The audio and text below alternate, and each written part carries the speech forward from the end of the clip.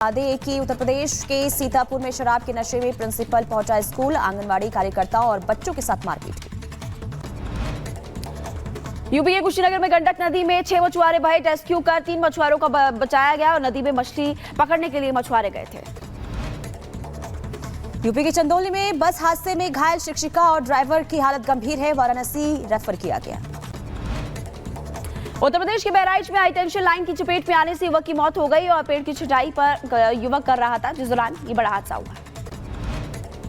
उत्तर प्रदेश के मुजफ्फरनगर में स्कूटी सवार महिला ने कांवड़ियों को टक्कर मार दी है, घायल कांवड़ियों को अस्पताल में भर्ती कराया गया है।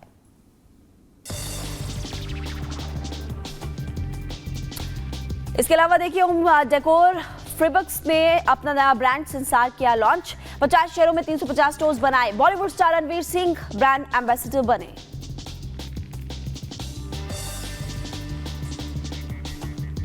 उत्तर प्रदेश के शाहजहांपुर से सिविल लाइन में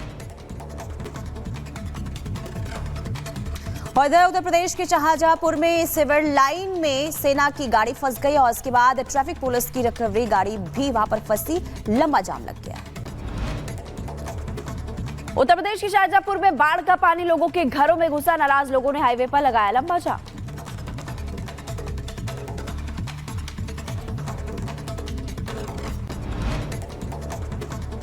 उत्तर प्रदेश में कांवड़ियों की सुविधा के लिए सेवा ऐप लॉन्च किया गया है और इससे अब जो कांवड़ी है उनकी पूरी जानकारी मिलेगी। यूपी के गाजियाबाद में कांवड़ियों के लिए लगाए गए 25 स्वास्थ्य शिविर और करीब 200 डॉक्टर्स तैनात किए गए।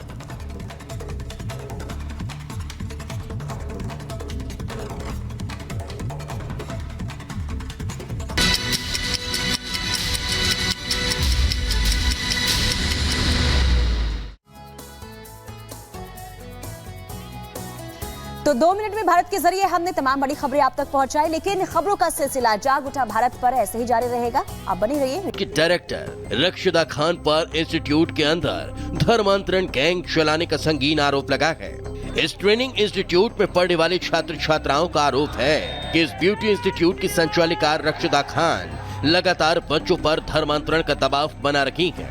बच्चों ने इस बारे में बाकायदा पुलिस से भी शिकायत की, जिसके बाद से ही मुरादाबाद अशांत के हिंदूवादी संगठन इस खुलासे के बाद विरोध में सड़कों पर उतर आए हैं और शहर का माहौल इतना गर्म हो चुका है कि एफआईआर दर्ज होने के बाद पुलिस ने इस ब्यूटी इंस्टीट्यूट को सील भी कर दिया। लेकिन बवाल है कि थमने का नाम ही नहीं ले रहा। इस इंस्टीट्यूट में मेकअप की ट्रेनिंग लेने वाले छात्राओं का सीधा आरोप है कि मुरादाबाद में लैक्मे एकेडमी की संचालिका उन पर यह दबाव डालती है कि मुस्लिम लड़कों से शादी करो। छात्राओं का आरोप है कि वो उनकी दोस्ती मुस्लिम लड़कों से करवाने के लिए अलग अलग हथकंडे भी आजमाती है।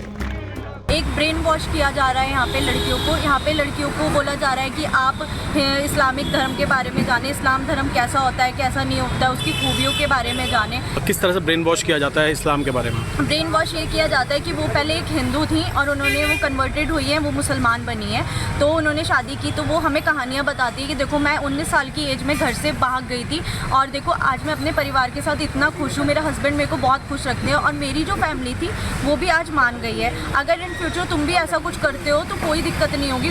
छात्राओं के मुताबिक इस इंस्टीट्यूट की डायरेक्टर रक्षदा खान इस्लामी धर्म कबूल करवाने के लिए छात्रों पर मनोवैज्ञानिक दबाव भी बनाती है और वो उन्हें अपना उदाहरण देती है। इतना कि नहीं, छात्राओं की शिकायत है कि इंस्टीट्यूट के डायरेक्टर जानबूझकर लड़कियों को मुस्लिम लड़कों के ग्रुप के पास भेजती है। हालांकि शिकायत मिलने के बाद मुरादाबाद पुलिस ने इस मामले में एकेडमी की संचालिका के खिलाफ केस दर्ज कर लिया है और इस मामले में कानूनी कार्रवाई शुरू कर दी गई। लेकिन मुरादाबाद में खुलेआम चल रहे इस खेल के खुलासे के बाद हिंदूवादी संगठन उग्र हो चुके हैं, जिसके चलते ये बवाल फिलहाल थमता नहीं दिख रहा। थाना सिविल लाइन क्षेत्र के अंतर्गत एक एकेडमी के संचालक और उनके सहयोगियों के विरुद्ध वहां के छात्रों के द्वारा एक कंप्लेंट दी गई थी, जिस कंप्लेंट के आधार पर थाना सिविल लाइन पे अभियोग पंजीकृत किया गया है। पुलिस को मिली जानकारी के मुताबिक इस मामले में पुलिस टीम ने एकेडमी की संचालिका रक्षदा खान, उसके पति शहनवाज खान और एक और शख्स के खिलाफ नामजद एफआईआर दर्ज की है। एफआईआर में तीनों पर यह आरोप लगाए गए हैं कि कोचिंग के अंदर छात्रों पर धर्मांतरण का दबाव डाला जाता था। क्लास के दौरान उन्हें इस्लाम धर्म के फायदे गिनवाए जाते थे। हिंदू लड़कियों को मुस्लिम लड़कों से दोस्ती के लिए कहा जाता था। हिंदू बच्चों को नॉनवेज खाने के लिए प्रोत्साहित किया जाता था। इंस्टीट्यूट में बिंदी, सिंदूर और मंगलसूत्र पहन कर आने पर रोक थी। बेशक मुरादाबाद में धर्मांतरण गैंग से जुड़े इस रैकेट के खुलासे के बाद पुलिस अब एक्टिव मोड में आ गई है। पुलिस इस मामले में आरोपियों के खिलाफ जरूर सख्त कार्रवाई करेगी, लेकिन सवाल है कि आखिर वक्त रहते पुलिस को इस तरह की गतिविधियों की जानकारी क्यों नहीं होती? क्यों पुलिस हमेशा ऐसे स्लीपर सेल के गुनाह सामने आने के बाद ही नींद से जागती है? Bureau report, Republic Bharat. तो देखिए, रिपोर्ट आपने देखी। इस रिपोर्ट के बाद ये सवाल उठने लगे हैं कि ये ब्यूटी सेंटर था या फिर धर्म परिवर्तन का सेंटर। लेकिन देखिए, सवाल ये कि कोई पहला मामला नहीं है। उत्तर प्रदेश में लगातार इस तरह के मामले निकलकर सामने आते हैं। देखिए, 2021 से 2023 तक की बात करें तो 427 केस सामने आए हैं धर्म परिवर्तन के, और इसके साथ ही ज्यादातर केस लव जिहाद से जुड़े हुए थे। तो देखिए किस तरीके से ये मामले सामने आते हैं। धर्मांतरण कानून के तहत 833 गिरफ्तारी अब तक हो चुकी है, लेकिन फिर भी इस मामले में अंकुश नहीं लग पा रहा है। 185 मामले जबरन धर्म परिवर्तन से जुड़े इसमें निकलकर सामने आए।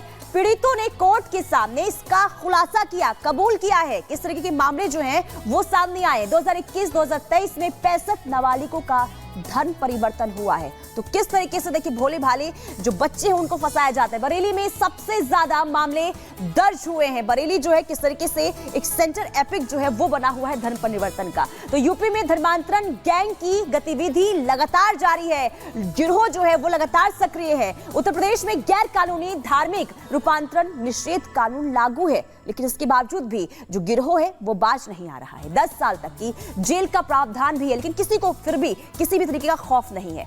धर्मांतरण को लेकर योगी सरकार सख्त है, लगातार इस पर निगरानी रखने की, और साथ ही साथ ये भी कहा जा रहा है कि अगर कोई भी पाया जाता है कानून में प्रावधान तो ही कार्रवाई भी की जाएगी। लेकिन इसके बावजूद भी किस तरीके से बेखौफ होकर गिरोह ये सक्रिय है, ये आपने देखा।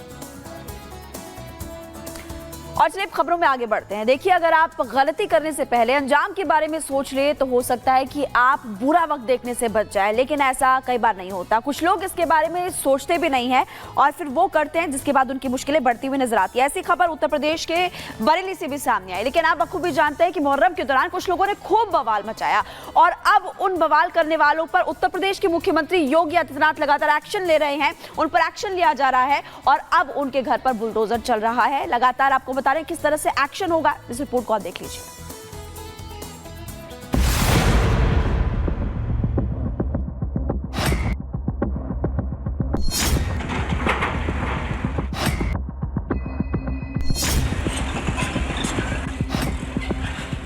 तमाम कहा सुनी हंगामे और बवाल के बाद तेजपाल जिंदगी की जंग हार गया। बेशक दुनिया के लिए तेजपाल के साथ केस कहानी का अंत हो चुका था, लेकिन सीएम योगी आदित्यनाथ के लिए ये आरोपियों पर कार्रवाई की शुरुआत है। बाबा न गलत होने देते गए और न ऐसी किसी घटना को बर्दाश्त करते गए। यही कारण है कि अकबर नगर से बाबा का बुलडोजर बरेली की तरफ घूम चुका है। बरेली की सड़कों पर पीला पंजा आरोपियों के घर की तरफ बढ़ चुका है। हिंदू परिवारों पर हमला करने वाले उपद्रवियों के खिलाफ एक्शन शुरू हो चुका है।